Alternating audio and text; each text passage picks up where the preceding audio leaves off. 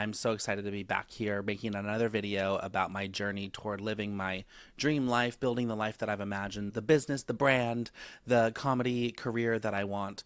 And what I'm so excited to share with you is that I'm doing merch for my Bold and Blooming musical comedy tour.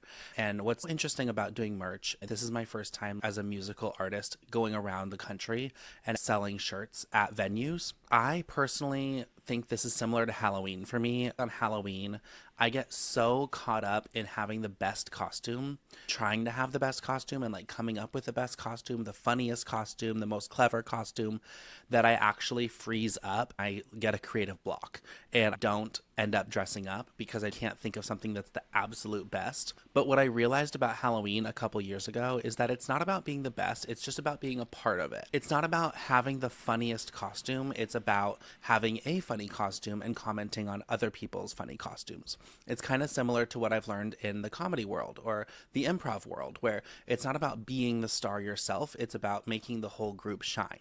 So when it comes to merch, I realized it's not necessarily about having the world's best merch or the biggest, most innovative idea. At the end of the day, people are buying the merch because they love you and they love your brand and your message. And so while it is about the design and you want your merch to be cool, it doesn't have to be the only merch that ever existed that is a certain way.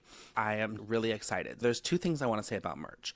Number one, it doesn't have to be the most innovative thing in the whole world. I think that that's where I was getting caught up. Honestly, I let a month go by of not designing because I was just like, what do I want? And how do I get it to say what I want it to say? And that's just not necessary. You can just go for it. You can just make a design.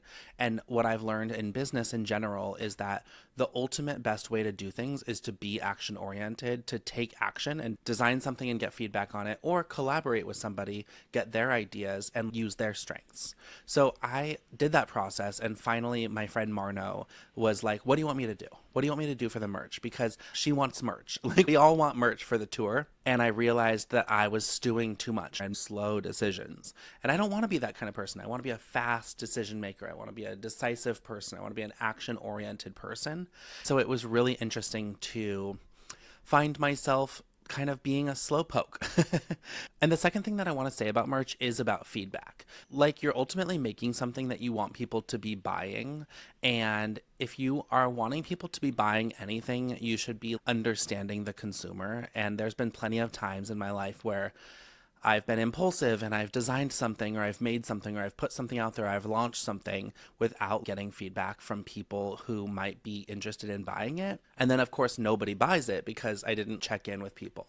Now, of course, you can be an innovator, you can be a leader and say, I know people are going to want this, but like, that's just not where I am right now. I want people to see it and be like, that's so cool. Like, I really want to buy that shirt because individually, it's a cool shirt. What I did tonight was I sent the designs to a few friends and I got feedback. One person said that they didn't want a white t-shirt because they just fear that it will get dirty and they'll spill barbecue sauce on it and like it'll just be ruined. And I really hear that because I have other reasons for not liking white t-shirts. And I really respect that. I asked her, what color shirt would you want? Like, would you want black or would you want a color? And she said, honestly, lavender could be cool because it's a spring tour. So that really fits with the theme. And the design that I've designed with my friend Marno is like hot pink. I thought that was a great idea. I created a mock-up that's purple and I was like, wait, this is way cooler. Then you have a purple shirt. So then are certain people not going to want to buy it because it's purple?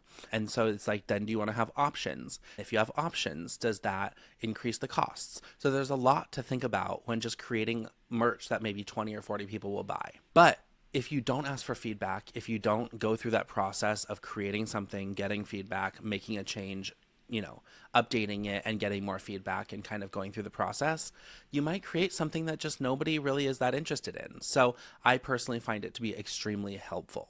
And that's the lesson of the day on building bold. I hope you have a great day, an even better week, and may we all find the boldness to chase our dreams.